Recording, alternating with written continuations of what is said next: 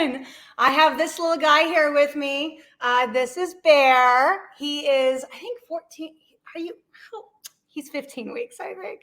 He got to be about 5 pounds now. He was only 2.5 pounds like 4 weeks ago. So he's getting to a big boy. So okay, sorry. Hi, everybody. If you don't know me, I'm Rebecca. I am the founder, admin of the Urban and Romance Fantasy Paranormal Romance Facebook group. Book lovers, say that 10 times fast. I tell you what, every single time it's like a tongue tie. And I've had people say, dude, why did you make it that name? And literally it's because it's like the 3 main genres. Like I squeezed them in the title. So, oh well, it is what it is. And now that's what we're known for. So we're keeping it. Okay, so tonight I'm really excited because this is the live author spotlight. This is the 3rd one that we're doing, that we have done. And so the purpose of this is to allow authors in the group the opportunity to come on here and tell us a little bit about themselves. We have a lot of authors in the group, and we're mainly a readers group, right? We don't do a lot of promotional things because we like to stay a readers group, but we do like to highlight authors when we can, right? And so that's what this is about. So, and if you're an author and you're interested in doing this, then there's a Google Doc in the announcements that you can fill out, and we'll figure out who, and we'll select people for the next one. So tonight we have 3 authors. These are great ladies in the group, and I'm really excited. They're each going to come on, and they're going to talk a little bit about their books that they currently have out. These things stay relatively short, like maybe about 30 minutes total.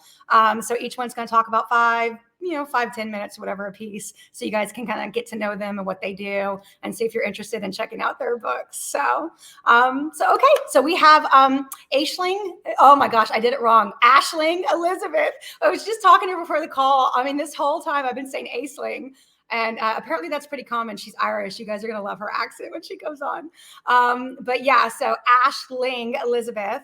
And then we have Evelyn M. Gray. And then we have Sonia Hartl. I think I did that right? We'll find out when we get there. I think I did, though. So I'm going to pull in Aisling. I'm so excited. All right. You ready? Here we go. Hi. Oh my goodness, I'm so excited that you're here. Me too. Thank you so much for bringing me on. Oh yeah, no problem. So I have to say how we first met. So I was on, I do book talk, right? I'm a book talker, and you were on there as an author, right? And I'm just, on my FYP, and there's this like really hot smoking TikTok that I see. It's a dude. He's got like a bare chest. He's like walking, and then there's like a chick, and then she's like walking all like strong, and it's like it's your book Beyond Beta's Rejection. I think that's right. Yes. Yeah. And so I was like, I got to read this book, and that's like how we started becoming friends and talking, and then now we are here. So. Yeah. So, okay. So that's one of your books that you have, but I know you have another one out right now. So if you want to tell us a little bit about yourself and let everyone hear your Irish accent. So my accent's it's not so much Irish, it's more Yorkshire, but I have to put on a little bit more of a posher version, because if I speak my true accent, you won't understand me at all. I'm terrible. So you get my telephone voice.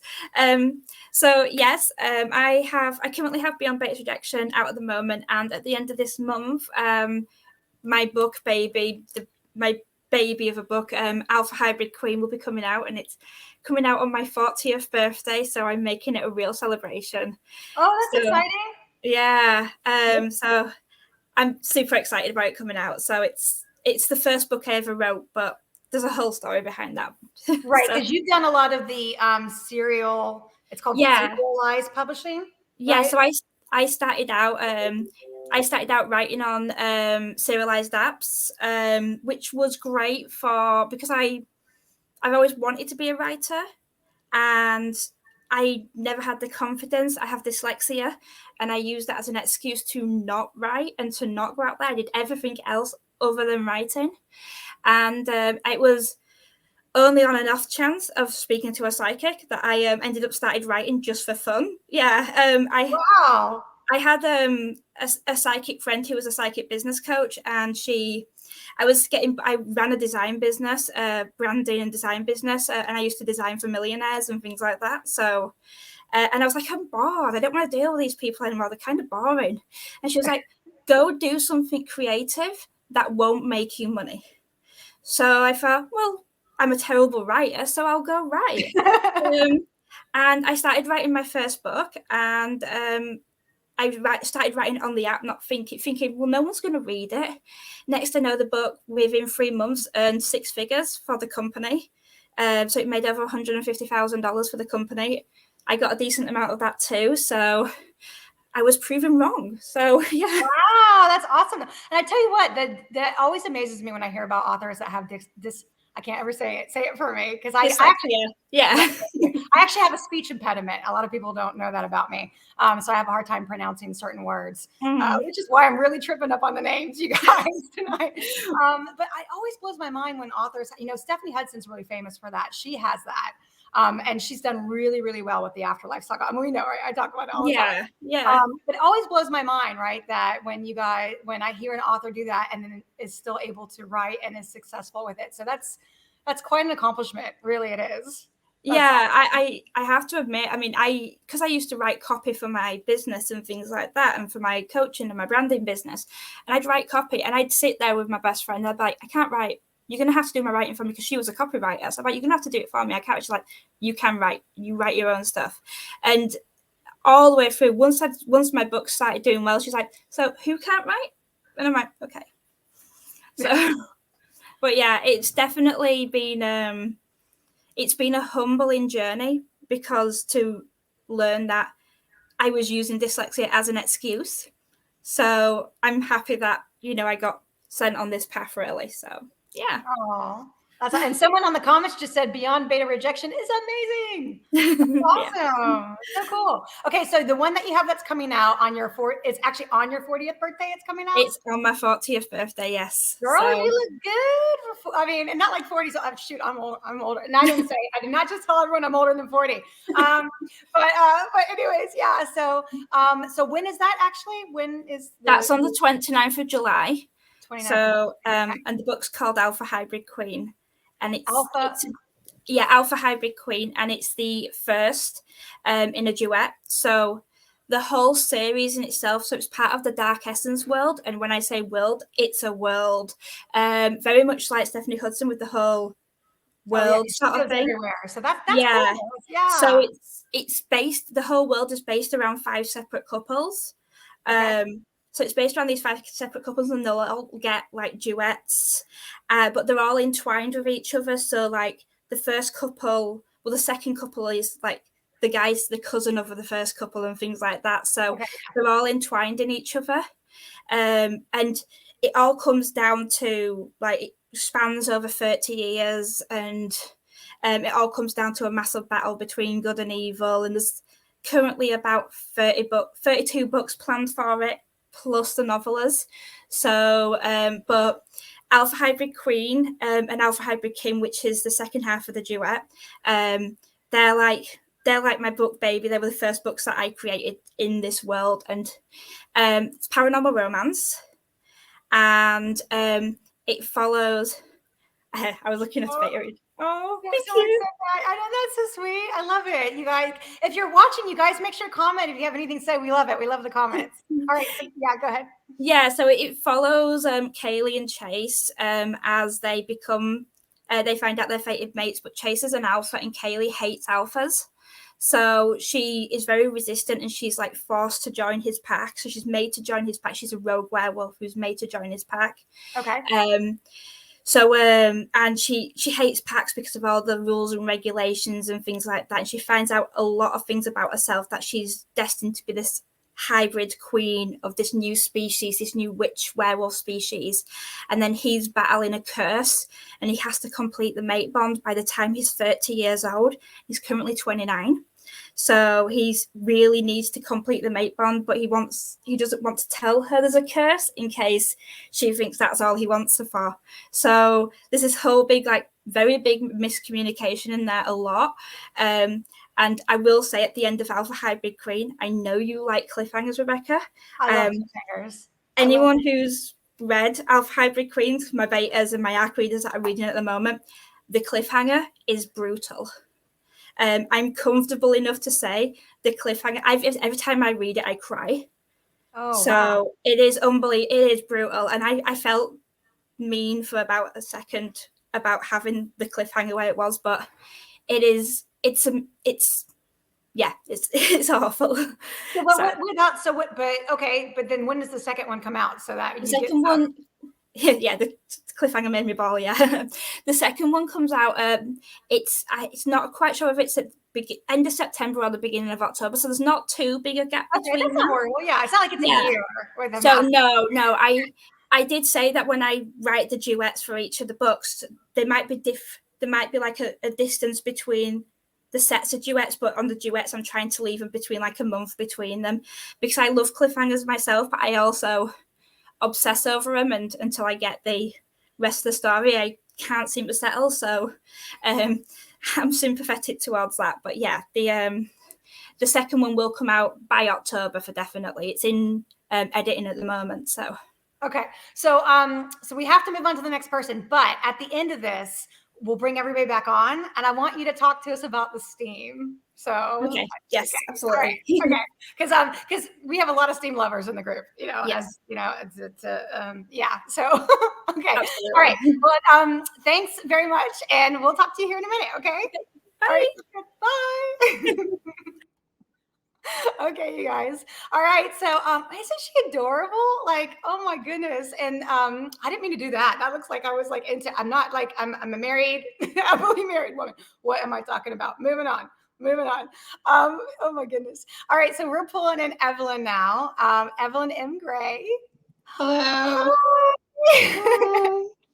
How's it going? It's good. We are having a bit of a storm where I'm at, so if it disconnects, I apologize in advance to any watchers. Right. Oh no, that's a bummer. I'm sitting here. I'm jealous of your light. You have such good lighting. I need to do something it's the better. southern light. I guess you know that because you're in Florida, right? So, I am. Yes. Yeah. I'm out in Arizona, so hi. Oh, you are.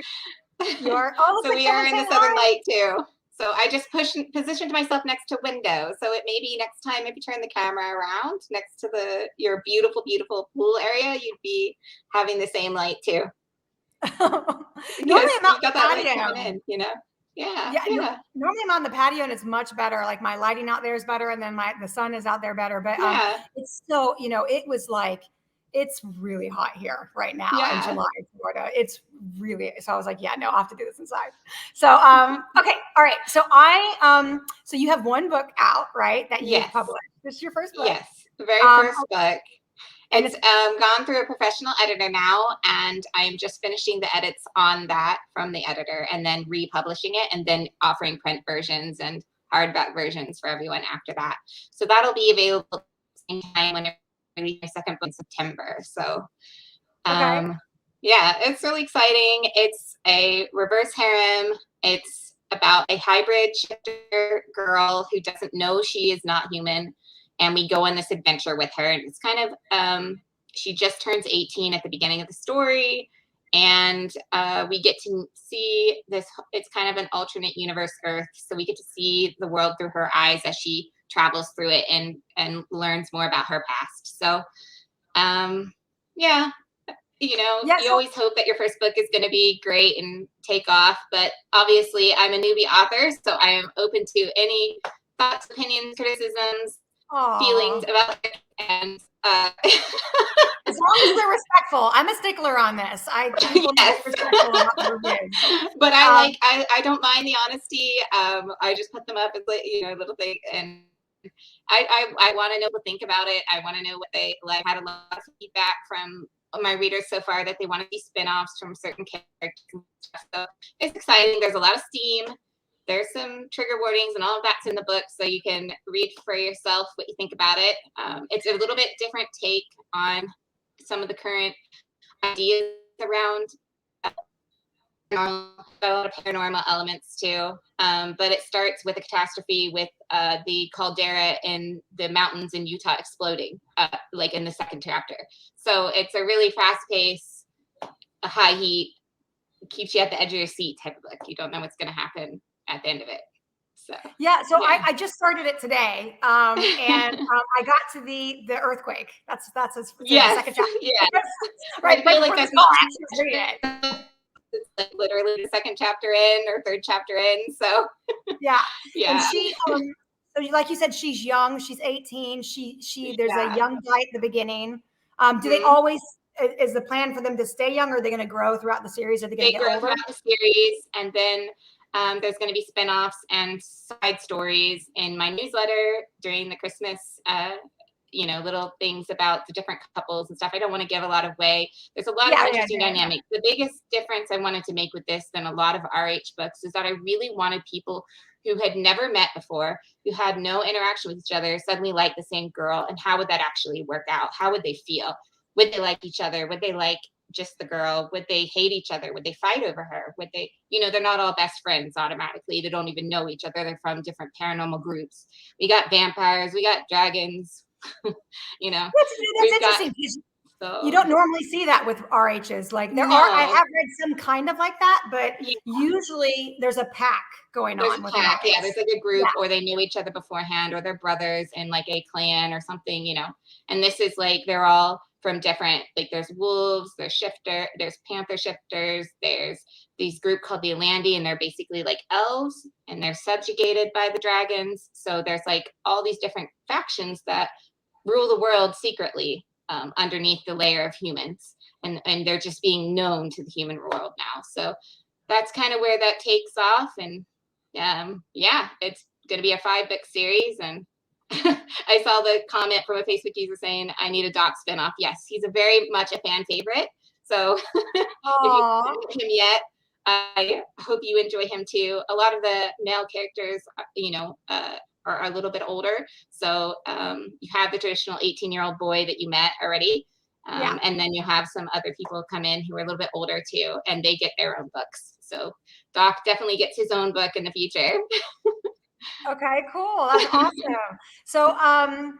So you said that, so is the harem is the harem lots of ages then too, with what you just said? Okay. So the vampire is like incredibly old. He's a few thousand years old. And then have I met him? I haven't met him. I'm probably giving away stuff, so I will stop now. Okay. I was wondering. Okay, cool. I'm not, and then there's different age groups depending on what group of faction they're from. So they have different lifespans and different abilities and weaknesses and stuff. So you just find that as you go along. So she finds out she's not human, and that she's actually part dragon and part vampire, and that is a forbidden mating in this culture. And because of that, it kind of implodes her whole world and the world around her. And so okay, cool. And it's set in so it's like modern. It's modern, it's modern. It's modern human world, but an alternate version of us. If these realities did exist, where would you find dragons at? Like, how would they have hidden themselves? Where would you find elves? How would they have hidden themselves? How would you have, that kind of thing. So yeah. Okay, cool. And the cover is beautiful. Thank and now you. I know why. Yeah, I did the art myself. I do art in my day job, so I just kind of went with that. And absolutely out there, if any authors are looking for covers in paranormal, I am available. And for the winter, I have about 2 or 3 spots left, but I'm not here for that. So that's another business altogether. No, with my writing, I run a group as well that I invited you in and a part of. And I have to shout out to my other fabulous people while I'm on here real quick, because they make everything possible with that group. Like they're my best friends virtually as writers. There's one, Poppy Jacobson. She's got a book coming out this summer, this month. And she does Mafia dark romance. So look her up. Ooh, I like Poppy Jacobson. She's dark, steamy. You have to read the trigger warnings on her, because she is really good, but very steamy. Then you got Callie Pay. She's got a 5-book fantasy romance that is a reverse harem poly thing where a girl gets sent in through a portal to another world. and it's amazing. It's almost finished. Book 5 will be here next year. Her stuff is so good. And then we have Ariana, who is our lovely Australian writer, and she is still doing a lot of short stories at the moment. She has a few things published, but I don't know them off the top of my head. And we're waiting for her to get in her monster anthology so we can really start promoting her within the group. And then we are also doing a monster anthology in February. So that'll include all our fabulous people. So it's a fabulous group. We have a readers group for that too. And yeah, I'm really lucky. I'm really lucky to have the people I work with them. Awesome. Well, cool. I'm rambling here now. I'm going to stop. Yeah, no, that's cool. But I wanted to shout out to those people because they're just so fabulous. So they deserve to be plugged here. Okay. All right. Well, cool. Well, I'm going to, I'll bring you back on at the end. And yes, definitely. It was so nice to meet you. And thank you for having me on here. Yeah, no problem. It was nice having you here. Okay. All right. Take care. I'll talk to you later. Okay. Bye-bye. Okay, and now we have, last but not least, Sonia Hartl. I think I said that right. I said that right, didn't I? Yay! Yeah, you did. I'm so excited. So, okay, so I looked you up on Book Talk, and so I know we weren't really gonna. So you used to write YA. You're branching off now into more adults, which is what we're going to talk about. But you had a lot of book talks about you on TikTok for your YA book. Yeah, the Lost Girls got a lot of really great reviews, a lot of really great early reviews, which bumped it up for me. That was kind of like my breakout book. It actually started in like a year before it came out. I tweeted about it, just like doing like one of those random tweets where it was like, oh, here's how it started, here's how it's going. And it was like me talking about the premise of my book on Twitter and then the actual book deal picture. And that ended up getting like 14,000 retweets and 110,000 likes, and it like kind of blew up from there. And it's actually how I got to keep my title, because my publisher wanted to change my title from The Lost Girls, because The Lost Girls was like too generic. It would be hard to search for. So they were going to change it to something I didn't particularly like. And then that tweet blew up and I was like, but wait a minute, everybody thinks it's called that now. So I actually got to keep my title because of that. Yes. And then people started reviewing it on Book Talk, and there was one review that had like 960,000 views on the review, and another one that had like 40,000 views, and just like a ton of views, and people were like really responding well to the premise of the book, because it's like a John Tucker Must Die, but with vampires and make it gay. It's these girls that were like turned into vampires as teenagers for true love, because the guy said he just loves them so much and they're the only one. And then 30 years later, he dumps them on the side of the road. And he's like, see ya, I'm off to find a new girl and turn her. So all the girlfriends get together and they're like, we're going to kill this dude before he does it again. And so they end up banding together to make this plan to kill him. And the main character, the main vampire girl, she ends up starting to fall for his new conquest. So it's very fun. Oh. It's a sapphic vampire revenge story, and it's very, very fun. Oh, wow. And it sounds really funny too. I read a little bit of the blurb, but yeah, I was just really surprised. I didn't, because I was looking for your newer one, right? And then it was all over. I was like, this is awesome. That's really, really cool. And it's a cool cover too. It definitely sounds like something that people in this group would like, for sure, even though, it's why we do YA here. That's okay, So, so cool. That's awesome. Well, so tell me about, I believe it's called Zodiac Caves, right? Your Zodiac Cove. Yeah, that's Cove. Yeah, sorry. That's the series title. It's the first book is A Touch Magical, and that's my first indie book, which I'm super, super proud of. I just released it this last month, and I made the decision last year that I wanted to start publishing indie because I can write a little bit faster than traditional tends to publish, because they usually only want like one book a year from an author. And I can write much faster than that. So I wanted to put out more books. So this was kind of like an avenue for me to do that. And plus I can explore like all these banana pants like premises that I have that like my publisher would probably be like, no, we're not going to do horny magic. So like, right. So I was like, I'm going to, you know what I mean? I'm going to do all this stuff that the indies get to do, because indies get to like experiment and they get to do fun stuff and they get to do, different things that like are just kind of more experimental and more like a little bit more out there and a little bit more fun.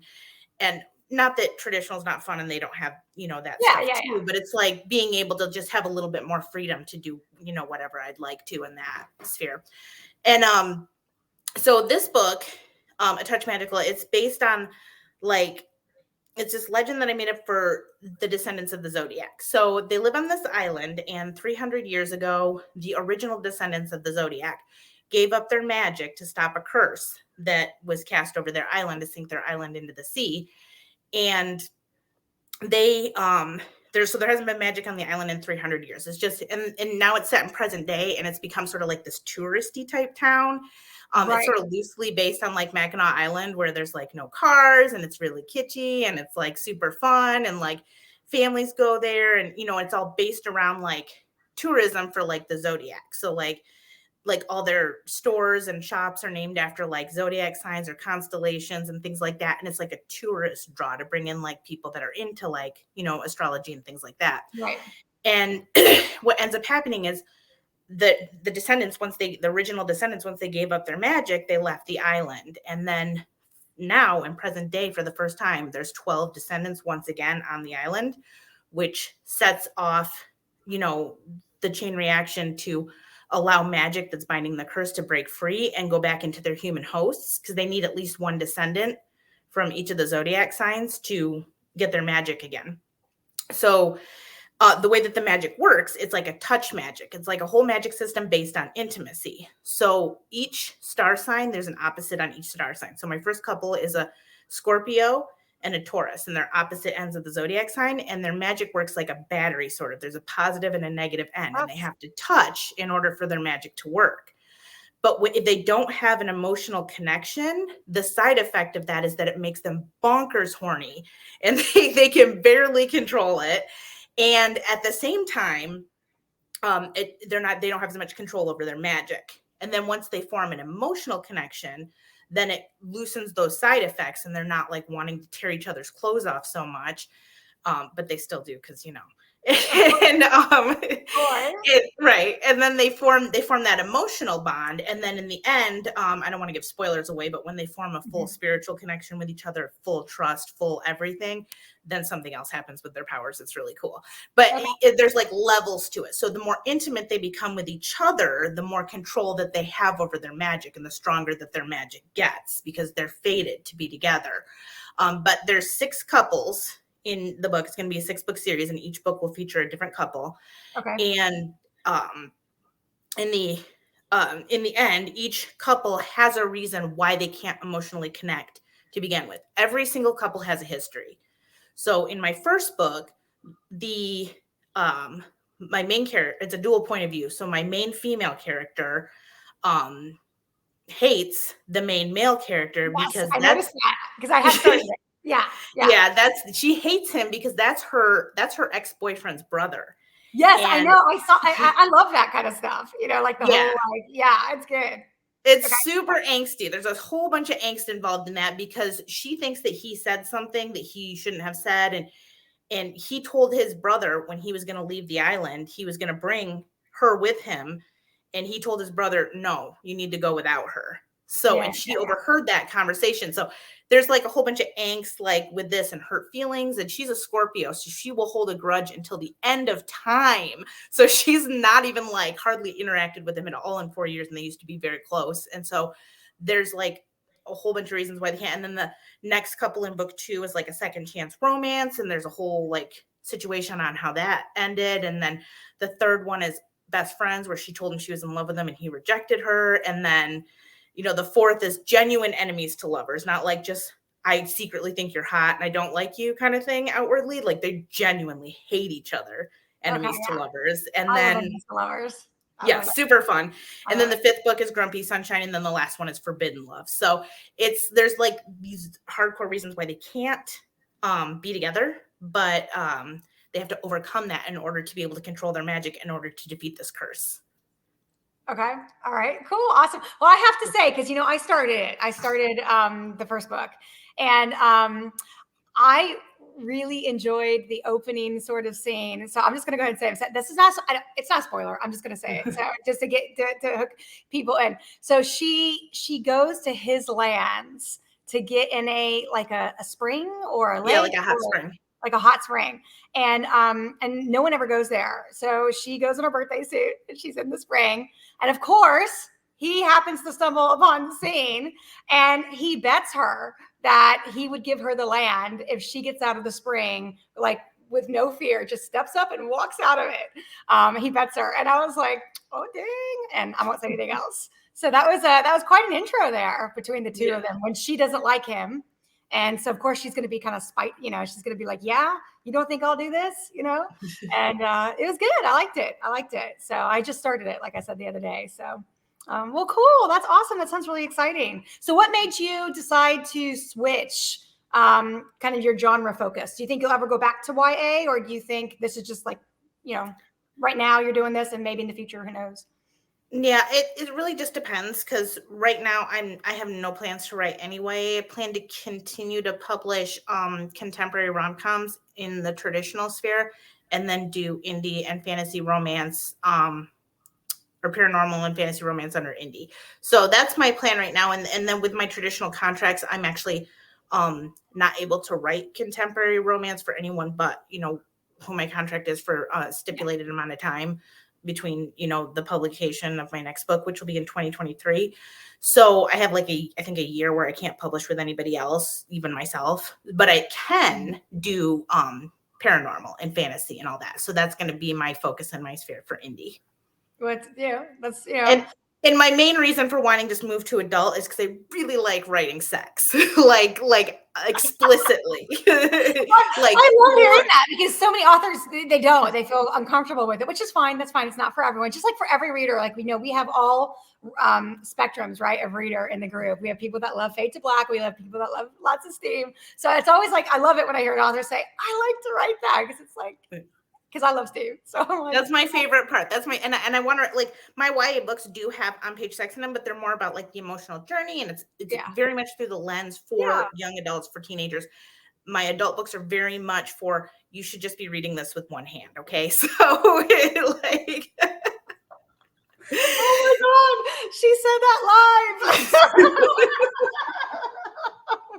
Oh my goodness gracious! All right then. Okay, so yes, that's. I think that might have been the funniest moment on one of these lives I've ever had. You've got someone saying her books are always amazing. So yeah. Oh, that's sweet. Now someone's recapping what you just said. Of course. All right. Well, cool. Awesome. Well, hey, I'm going to go ahead and pull. Is there anything else that you wanted to say before I pull everyone in? And we can still talk some more. I don't know. No, I'm good. I think that pretty much covers it all. I think I might have said too much at that point. On that note, well, we do have steam lovers in the group, so okay, moving on. All right, you guys, are you guys ready? So, Aisling, Elizabeth, and Evelyn, M. Gray, I'm bringing y'all in. Yay! I nearly spat out my water with that. She's right there. So the moderators watch these. They all watch them if they can't watch it live, because I have 3 mods in the UK, so they don't usually. And speaking of, Aisling, it's late for you right now. It's what, 1:30, 2:30 in the morning? 1:30, yes. Oh my goodness, girl! Thanks for doing this. What a trooper! But I'm going to hear about this tomorrow. I'm going to be like, oh damn, she did it. That's okay. It's okay. It's all good fun.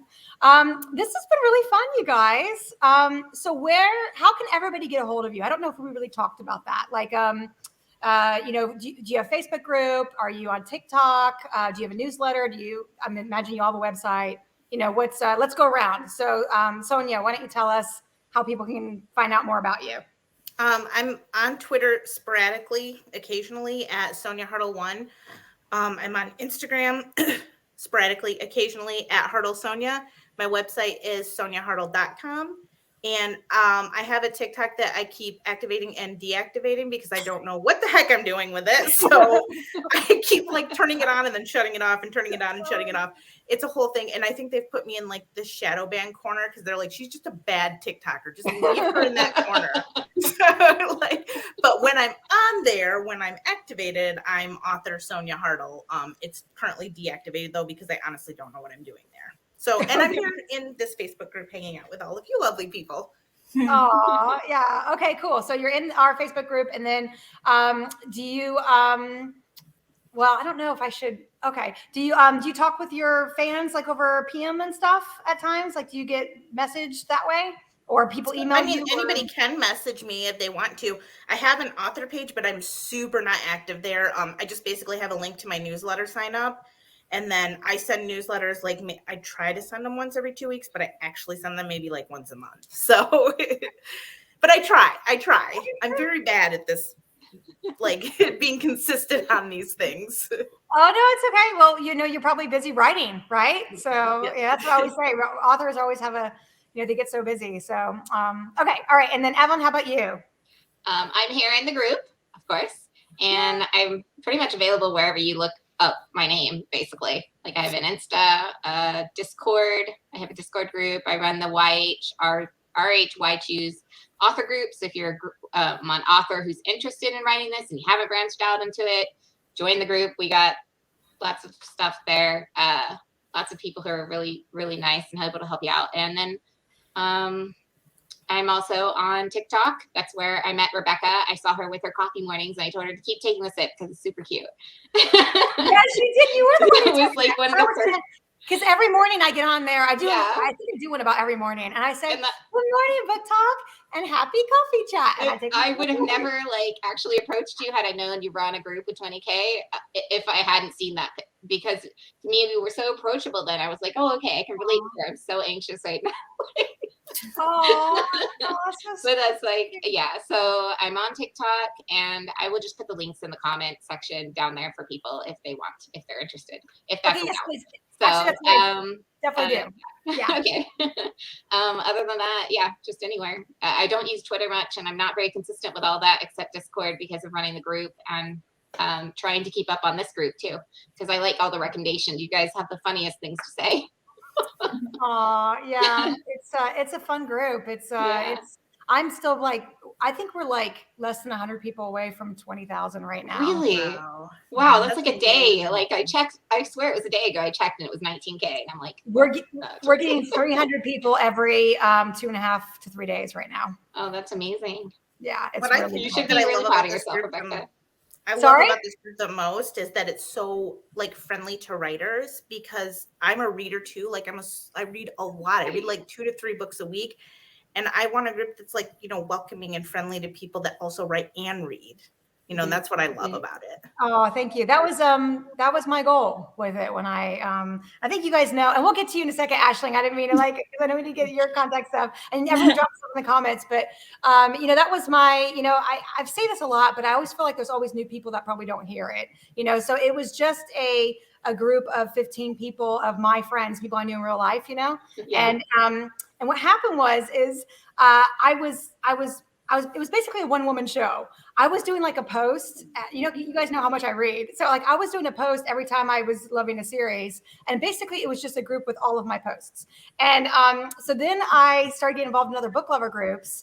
And I started noticing, I was always recommending the same things I had just recommended my group. And I was thinking, man, if I just open this up, people can just go and look and see everything that I've written about all these books if they want, recommendations.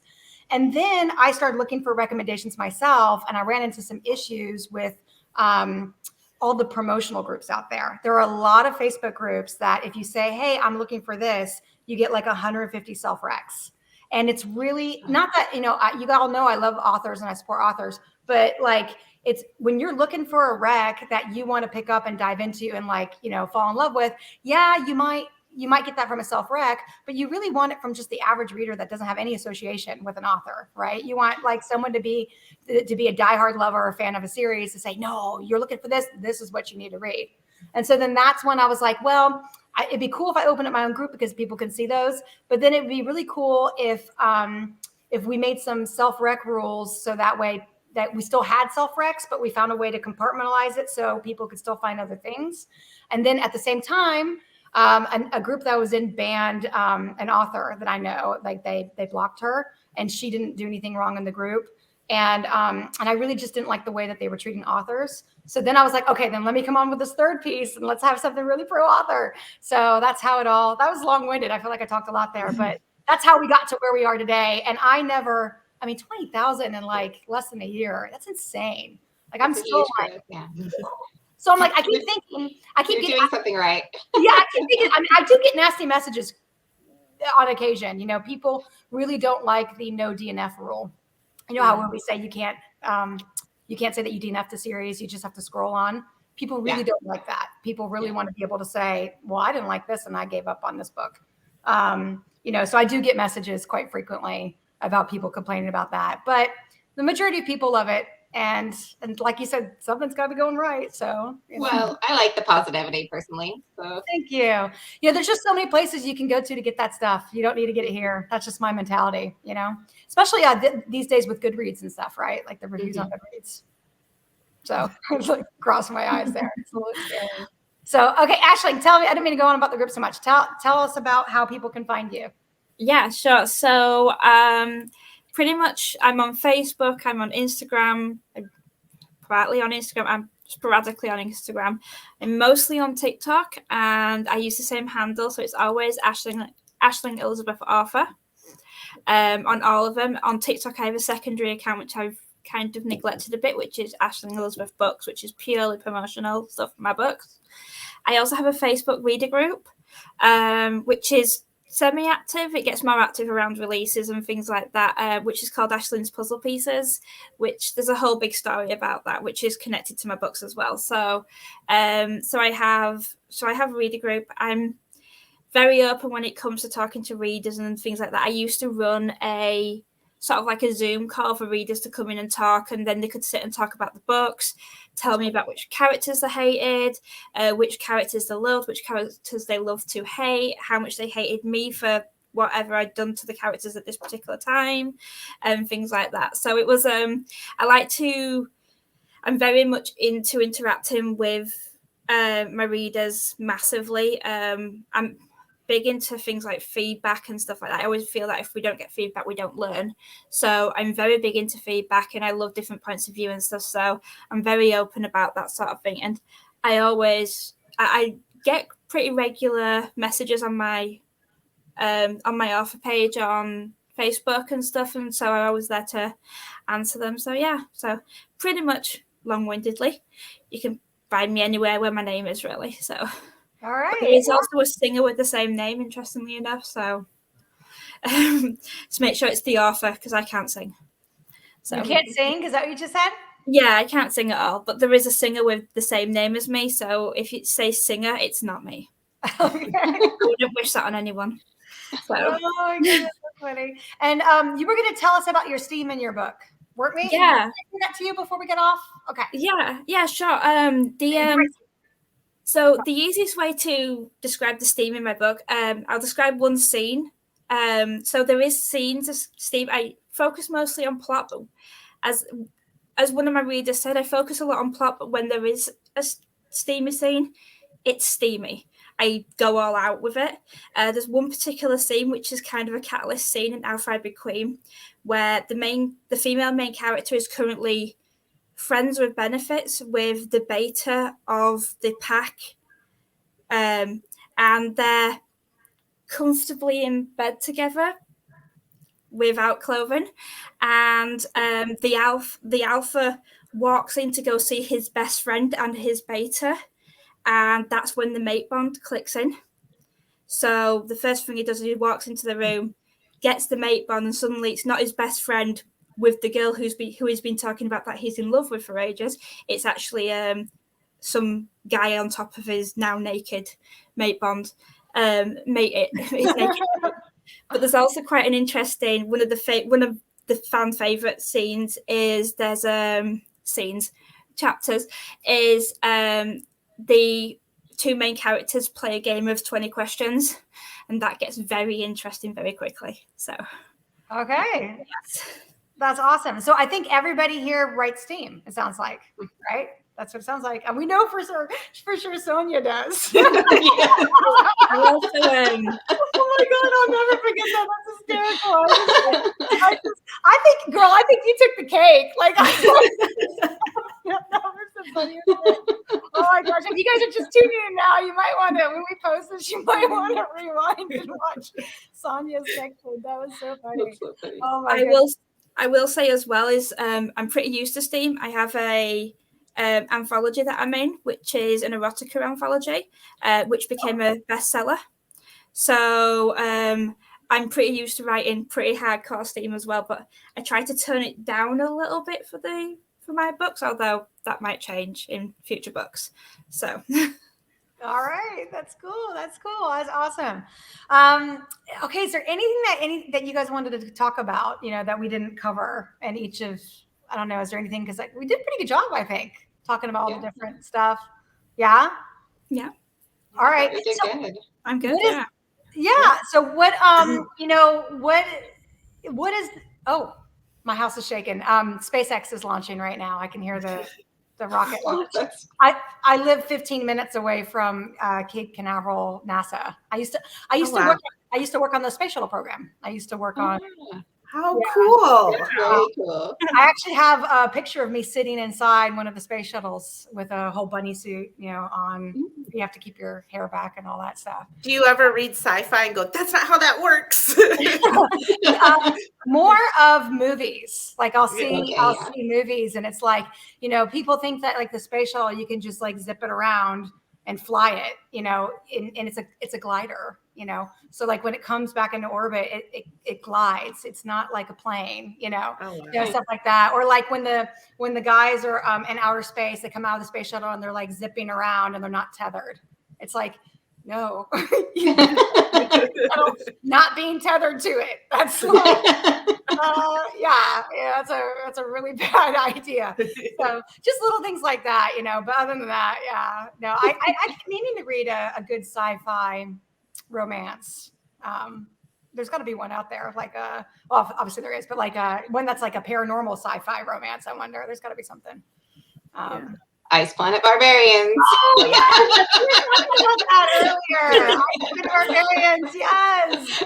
Learn what the spur is all about. Yes. Yes, I hear people post that in the group all the time. I keep meaning to give it a try. And so all of you have read it? Yeah. I haven't yet. Okay. It's on my TBR. We should buddy read it. Yeah. We should buddy read it and then do a live TikTok on it. That'd be cool. We should all do it. We should, that'd be fun.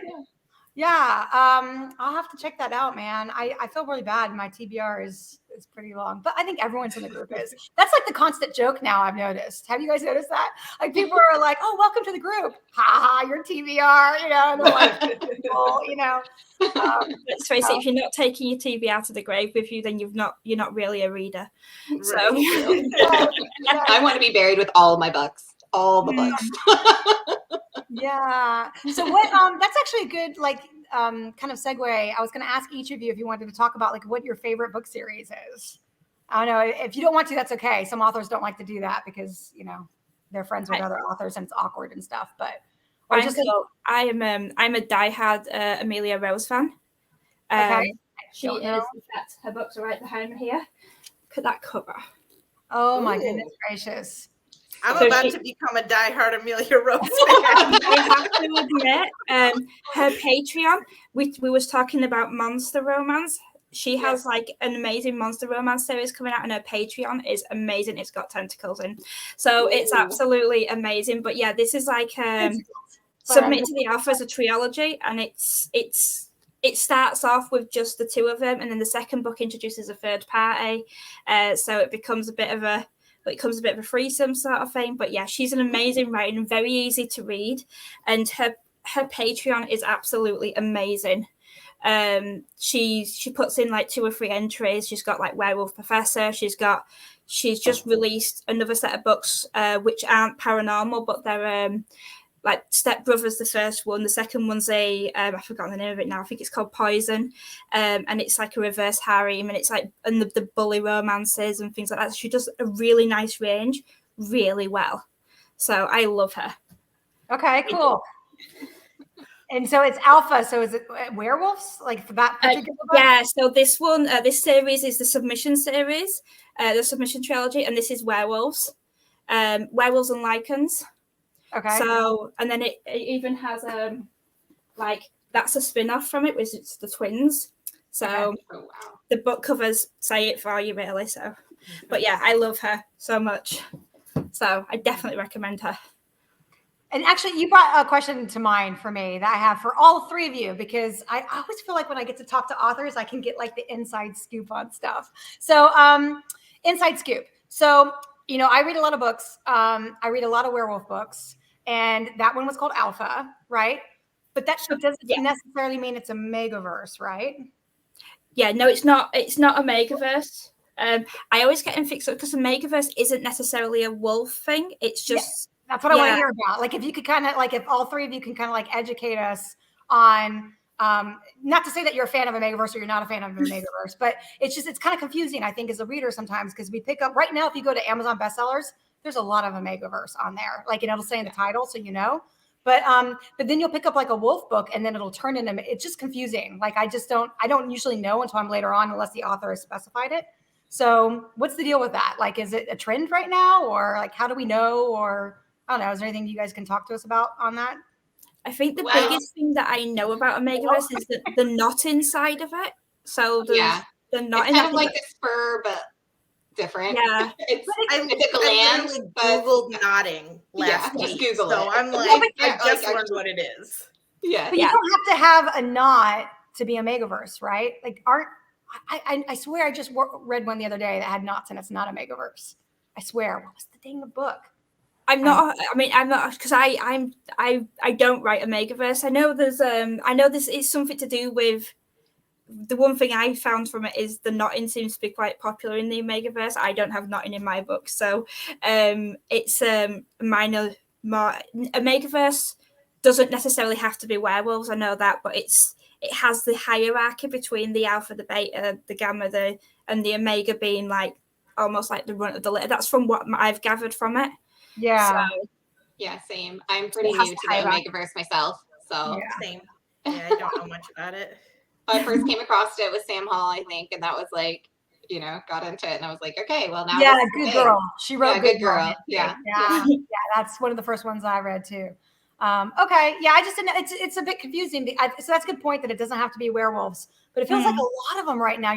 I pick up and it goes into at least knots. Yeah, definitely monsters, and any variation on monsters and werewolves is underneath that, and the megaverse is underneath that, is very popular right now. It's on the heels of the dark mafia stuff, so you might see a blend of the two, and then it's just a very popular trend right now from what I'm researching. So I've noticed that. Yeah. Okay, well, that's just I just didn't know if you guys could clue us in, so that's cool. Okay, let's give some more information about it. Okay, so Evelyn, how about your maybe I don't say favorite, maybe I just say what's a book series that maybe you're currently enjoying or something. Maybe that's more. I always come back to the Wheel of Time. I have read it basically since its first inception, back when it first came out, and I must have been like 13 at the time, and I have read the entire series. And whenever I want to have a comfort read, I reread the first 3 books. So it's kind of my go-to. It's not a perfect series. Definitely it has a lot to be desired, but it was the first fantasy series that I ever saw that had anything to do with relationships being out there and different. So it piqued my interest that way, and it just kind of snowballed from there. Next thing I knew, I was down the Clan of the Cave Bear route, everything else in between. And Wheel of Time is on TV right now, right? Yeah, it is. Yeah. So it's got a lot of powerful women. There's kink dynamics. There's a lot of off-screen stuff that is implied that I feel like us as women now write a lot about. And I feel like he was one of the first male fantasy authors that actually tried to write a female point of view. He got a lot of feedback from his wife.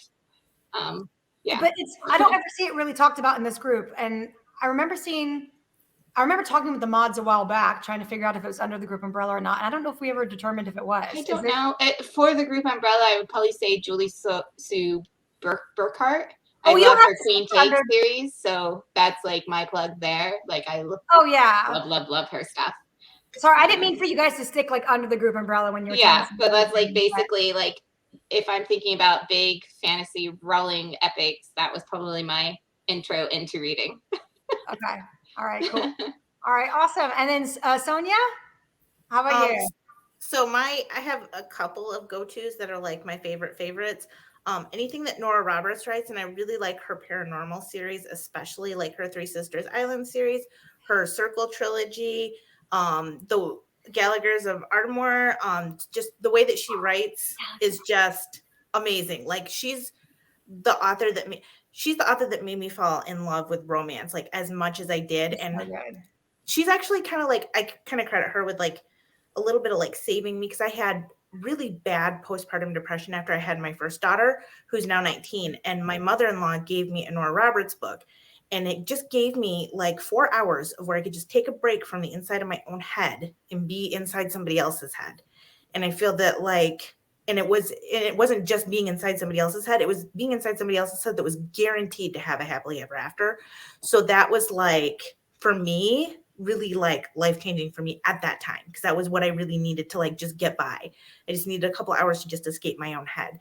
So I credit romance with being there for me in a lot of times in my life when I just needed something that would just, I know would be happy at the end.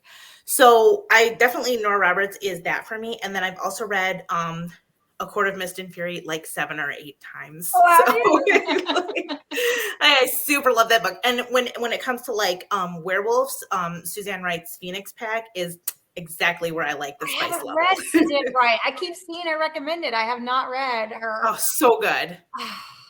Does she have a different couple every book? Different couple every book, and the heat level is amazing. And it is just, and the couples and their interactions together, and the way that the whole pack interacts with each other, they're amazing. They're such great books. I used to, that's all I used to read was the different couple every books, like J.R. Ward and Cressley Cole and stuff like that. Yeah. And then I got burnt out because I was doing it so much. And then I really got into series. But now I'm back into the different couple every book, because I'm in the middle of like 20 series right now. And it's like, it's hard for me to start a new series knowing there's like 10 books. It's like, okay, it's a lot like less overwhelming to know that I'm going to just read one. I'm going to get my whole story in one, although it continues right with other couples and stuff. So I'll definitely check her out, because I keep seeing it being mentioned and I haven't, And then Nora Roberts, I love the Irish trilogy, which is the one that you mentioned, the Gallaghers, right? The Gallaghers. That's so incredible. I agree. I love Nora. I didn't even think about mentioning it because it was just a household staple. It was just always available. It is. Yeah. It was something like I knew my family could read my smut because they were already reading Nora Roberts. Like I was like fine with that. Like, my stuff's a little bit more. So I said, hey, this is very extra Nora Roberts, but Yeah, I've read it several times actually, that series. It's a good. Oh, me too. I've read it several times. Yeah. And it's not very paranormal. It's got just a little bit of magic in it, just a little bit, but it's enough that it's like, And a matter of fact, we do, I'm really into the holidays. By the way, we're going on a lot longer than I expected. Is that okay with everybody? Like, I don't, if you have to go, are you sure? Like, okay. Well, I know. What time is it for you? 2 a.m. now? It's 2:00 now, but I'm awake. It's all good. Maybe we should. I don't know.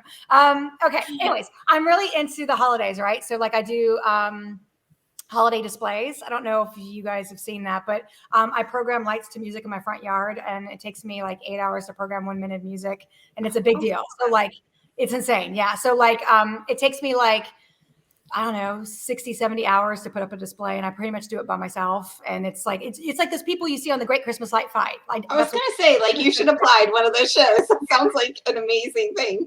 Yeah, like I have like 8 or 9 controller boxes, and you should see all the cable. It's insane. Well, anyway, so I do that. So I'm real busy in October and December. But what I was trying to say is I have these parties. So I have a big Halloween party and I have a big Christmas party. And I started, because of that series, the Irish trilogy, I started a Midsummer Night's Eve party. And I make flower crowns. And so when they come in, all the ladies get a flower crown. Guys can too if they want one. And then and then all the guys wear like flower shirts. And then I get the glow ice cubes that you can turn on different colors and put them in the drinks. And then I have like fairy trivia and stuff. And then I have like fairy lights in the backyard. It's really cool. That is cool. Every time I like plan the party, I always think of that series. It just gets me in the right, like, I don't know. It just gets me in the right frame of mind, It's funny how books do that, how, I was in an Irish pub the other day and I couldn't stop thinking of the Fever series, Yeah. Yeah, that one's good Irish too. pub, and I'm thinking, wouldn't it be cool to do a TikTok video and put a filter on where like someone turns into a fae? That'd be so cool. That's a great TikTok, right? Yeah.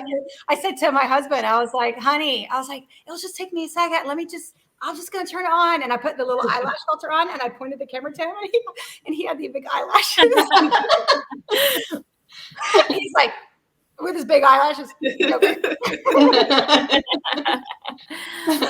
Anyway, so yeah, that's funny. Cool. Nora Roberts. Yes, definitely for sure. What about indie authors? Is there any indie authors you guys are really into right now? I can't pick obviously your own favorites. books, but- All the people in my group. All the people in my group. Okay. Yeah, you already named a few. Yeah. I can't pick favorites. Okay. Yeah. All right. I just didn't know if we want to give any love into anybody. Sonia, is there anybody that you're reading right now, or Aisling, or anything? Any series that you stumbled upon? I know you guys are busy writing, so yeah. Sometimes I can't always tell who's an indie author who's not an indie author. Sometimes I think Amelia Rose is indie. Yeah.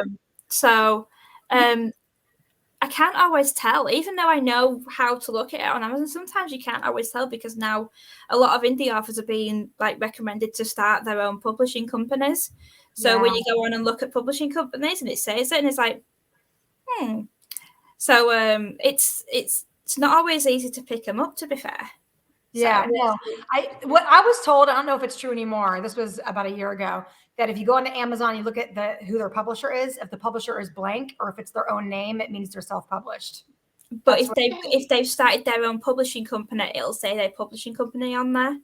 So is that technically indie or not anymore? If it's even if it's it's still considered indie if they're just publishing their own books under their own publishing company. Like my indie books are published under my LLC, which is a publishing company, but I only publish me. Yeah, it's to protect yourself. So it's self-published. Yeah, it's still indie. It's still indie. It's just purely to protect you in case someone tries to sue you or tries to claim copyright and sue you that way. It's to protect your personal assets, really. That's the main reason for it. But you're still indie published, so yeah, okay. But I mean, indie is a term really for self-published, no matter how you do that, right? Yeah. That's really, But it's hard to tell because there's so many like traditional publishers that have like similar sounding names. So it's yeah. It is hard. Yeah.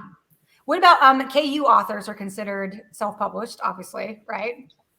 There's a lot of traditional books on KU too. Yeah. It's so hard to tell nowadays. It really is. I mean, I'm fairly lucky because when I was in the serialized world, while technically in the serialized thing, my books are under the serialized publisher. So my books are owned by the publisher. But a lot of because the serialized apps are not nice places to write for, really. It's a little bit negative, but it's kind of the truth as well. But they're not the best places. But also a lot of the authors are like breaking away into indie. So there's quite a few from there that I know of. Actually, saying that, Evelyn, when you mentioned about book covers, this is one of the she's Melody Tyden. Beautiful. This is gorgeous. I designed those covers. Did you? Yeah, I'm just a graphic designer as well, so she asked me to design the covers for her. So these are two of her things. We should hook up. I love meeting other people who are designers and authors. It's a very rare talent, and I think that's amazing. Exactly. But yeah, she's a really good writer. Is Melody Tyden. She does a mixture of like contemporary romance, and she does paranormal romance, and she has like a varying levels that she'll do Fade to Black and super steamy and things like that. So she's a really good indie author as well. Very cool. Okay, and I got one more question for you guys, and we'll wrap up. There was a post the other day, and I thought I knew the answer. I still think I know the answer, but maybe I don't. So someone said Kindle Unlimited, and all of you are on Kindle Unlimited, right? No, Aisling, you're not. Sonia, you are. Evelyn, you are. Okay. So the question was, if someone checks out a book and then returns it and then checks it out again, does that hurt the author? No, it doesn't hurt the author. I think we only get paid on the one read though. Yes, the very first checkout, right? Because some people think it's the first time you read the whole thing. It's not. It's the very first checkout, and then the page is read, right? Yeah. Because I actually have KU too. I read a lot of books that are in KU because it's cheaper for me because I read so much. And so it's like it's a lot cheaper for me. And every time that like I want to reread a book and I recheck it out, it takes me right to the last page where I finished when I returned it. So I think it only goes for like one time.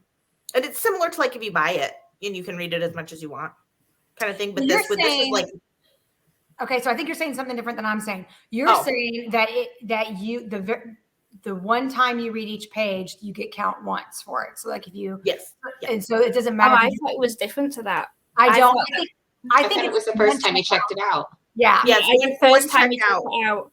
But then if you send it back in and then check it out, if you read half of it and then put it back in and then check it back out, the author doesn't get paid for the second half of the read. Okay. Yeah. That was my understanding. Yeah. That's why people are frustrated because then you would think there's no big deal about having the 20 slots, right? Because then, who cares? Just check it back in, get the next book, and then get the other one and swap in and out. But it hurts the authors because they don't get paid for the second checkout. So that's why, so they don't get paid for like if you check. Because I thought you got paid like say a book's 100 pages.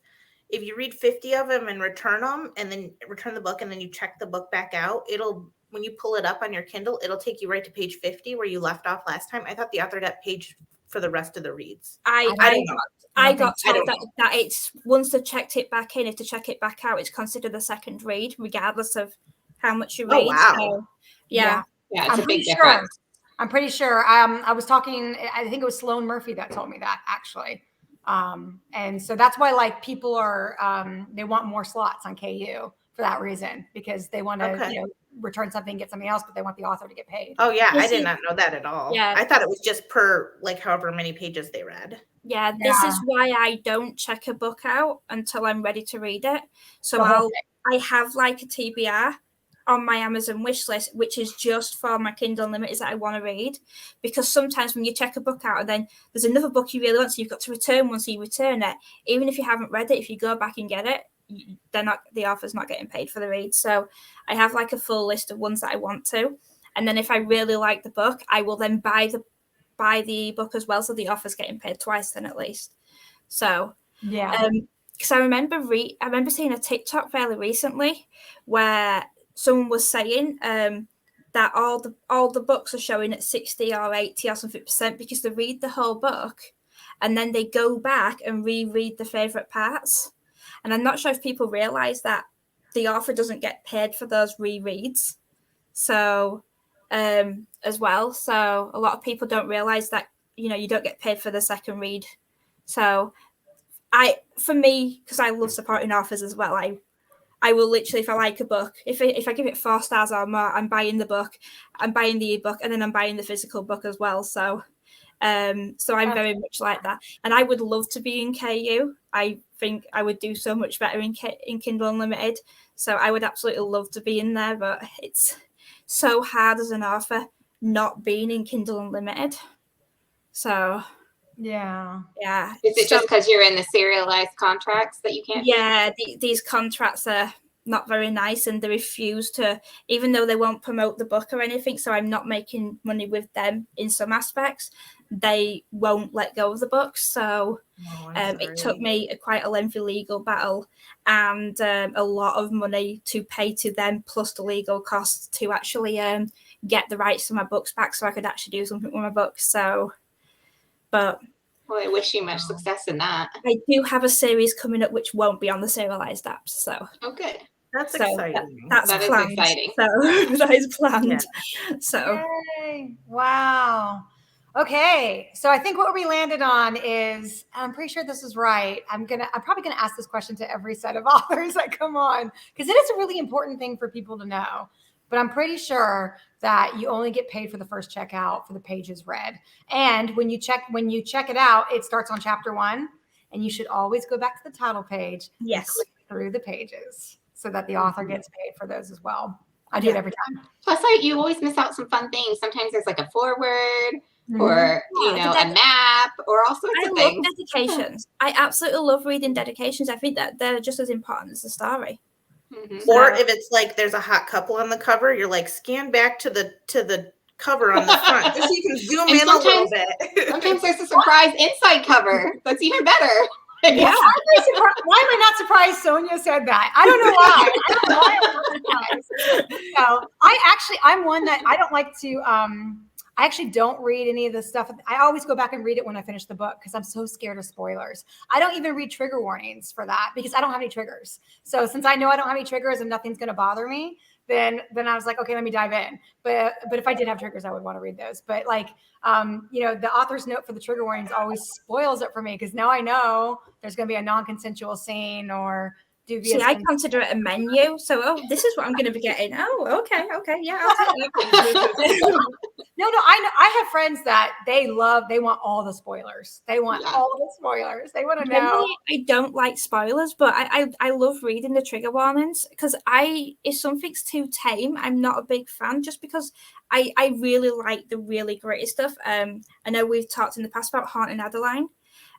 Which I freaking love that book so much. Such an amazing book. And I generally say I have no triggers. And that book triggered me so badly in such a shock, for me in a good way, because I like triggers. If something triggers me, it gives me something to work on. So, and it triggered me in a really major way and brought up a repressed memory from my past massively. And I was like, it was a bit of a weird time, a lot of a weird time for me, a bit of an emotional time, but I'm so thankful to that book because it really explained so much about my own writing as to why I write what I write as well. And that book was what actually brought it out. So I love triggers. So it takes a lot to trigger me. So well, I have been on the hunt for another Haunting Adeline. I don't know if you guys have seen in my recent TikToks, I have been on the hunt. I cannot find one. You would think there'd be another one like that with the same vibes. I even joined a Facebook group that was, Kate C. Wells is a moderator in there. What is the name of the group? It's like obsessive, possessive, dark stalker, romance, alpha holes or something is the name of the group. I don't know about you to be in that group. Yeah, I'll send you the link. Send me the link. I'll send you all the link. I'll put it on the. Normally we don't promote other book lover groups, but for various reasons. But I'll throw it on the comments in this case, especially since Casey Wells is a moderator in there, and I'm a huge fan of her books. But anyway, so I did a post. I'm like, I'm jonesing for a Haunting Adeline. Somebody give me a dark stalker romance like Haunting Adeline. And I have tried so many and I can't. Not that the ones that I've tried aren't good, but it's just not the same kind of vibe. It's got a vibe. It really does have a vibe, does that book. It goes there. Whereas some don't go there. It really goes. I mean, the gun scene all by itself, it goes there. So but yeah. I just I like the stalker in a hoodie outside the window. Like somehow he's not creepy. A lot of stalker books, like it's creepy. Like somehow he's not creepy. I mean, he's dangerous or whatever, but you like him, so. I think a lot of it is the way she reacts to him, where she's like, she goes storming out. She's like, come at me sort of thing. So I think the way she reacts to him is a big major part with that. It's like, I love it. Yeah. And then leaving the roses in the house, have you guys read Haunting Adeline? I don't want to spoil anything. No, but it's now going to be my TBR to see. It's a dark stalker romance. It's but there's a murder mystery going on at the same time. Yeah, of a different time era. Very different take. It's a very different. That's very Yeah, she's an author. The main character is an author. And she just moved in. I won't give you guys any spoilers. You guys know I don't like this, but she moves into a cliffside manor that was her grandmother's that she inherited. And it's a spooky manor and there's ghosts. That's the paranormal side, but it's very little ghosts. And she's an author and she gets a stalker. Someone sees her at her book signing and starts stalking her. So I don't know if you guys want to read that or not, but it's really good, man. It's really good. And I mean, obviously Haunting Adeline takes such a that's another whole that takes such a big turn. And I mean, it's another one that I absolutely loved. It's gut wrenching, but so worth it. Quite frankly, you do have to have a bit of a strong skin to read it, but I recommend it massively. Yeah. Well, I didn't. I actually didn't do a rec on Hunting Adeline. Not that it wasn't good. I think it was. I think she's very talented. I do think it's a very different book from Haunting Adeline to the point where you think they might be two different series. They're just very. One is a dark stalker romance, and one is something about something very, very different, and it's not stalker anymore. And it's a very serious book. That's a very, very serious, heavy book. So, I always kind of caution people, check the triggers for that one for sure. Definitely. You thought Haunting Adeline was bad. Definitely check the triggers on that one. Didn't she get the book taken down for a bit because of the triggers? Yeah, at one point. So definitely check the triggers. So, all right, guys. Well, we're gonna wrap up because we've gone forever, and I know it's late, but this has been so much fun. I really enjoyed it. Yes. Really Thanks for coming on for sure. And drop all your info in the comments. Drop your book names, your groups, all that stuff. Drop all that stuff in there so people have it. So. Okay. Thank you very much. All right. Good night, you guys. Good night. Bye. Bye.